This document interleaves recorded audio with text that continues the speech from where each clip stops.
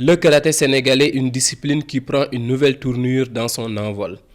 Avec la fédération la plus titrée du Sénégal au comptant 7 trophées mondiaux, malgré ses résultats positifs, cette discipline martiale n'est pas à l'abri des difficultés. Le karaté est arrivé à un moment aujourd'hui où le contact avec les champions internationaux est fondamental. Et ça, cela demande des moyens.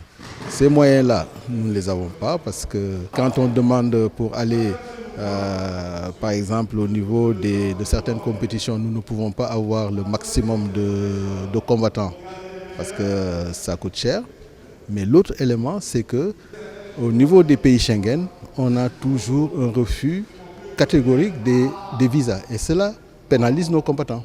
Même si des couacs ont été notés dans le bureau fédéral sortant, beaucoup de réflexions ont été opérées par l'actuel staff qui est jeune et dynamique.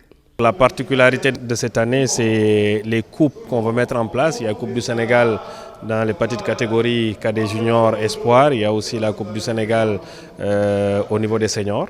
Et nous comptons également organiser un grand open au niveau de Dakar. Donc c'est les compétitions supplémentaires qui n'existaient pas dans les anciens calendriers qu'on veut initier cette année pour permettre aux combattants de participer à plus de compétitions au niveau local et puis ça leur permettra en fait d'être en forme régulièrement. Néanmoins, on note des manquements dans l'accompagnement des compétitions internationales.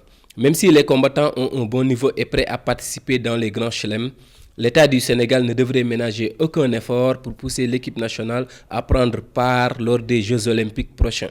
Il y a au minimum 6 compétitions internationales qui permettent de se qualifier, c'est-à-dire de marquer des points pour aller aux Jeux olympiques.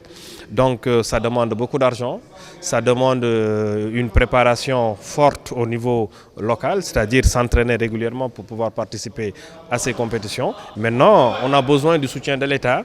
On a besoin aussi du soutien de bonne volonté qui pourront nous accompagner dans cette campagne-là pour nous permettre de faire qualifier des combattants.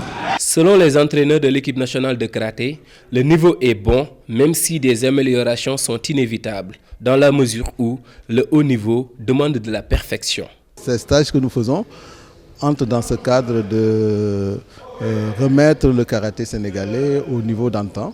Et là, vous avez Gabriel Silla qui est un coach canadien international qui est au Canada, mais de nationalité sénégalaise, qui vient apporter son expertise dans le cadre du haut niveau. On veut élever le karaté sénégalais au standard international. On est capable de faire des podiums mondiaux et voire olympiques.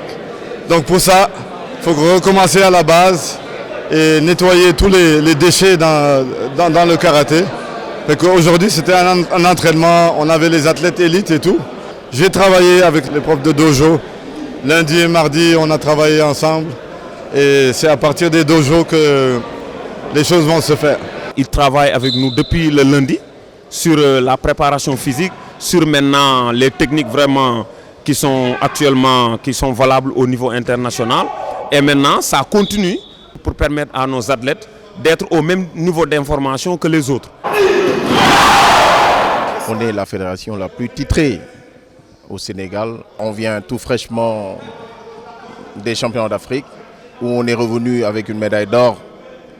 Mais jusqu'à présent, on attend d'être reçu par les autorités. Mais c'est vraiment dommage, quoi. Parce que tout ce que nous avons, on le cherche par nous-mêmes, quoi. On investit sur la fédération. Mais on ne vit pas de la fédération, mais on vit pour la fédération. Et je crois que c'est ça qu'il faut. Il faut vivre pour la fédération, mais pas vivre de la fédération.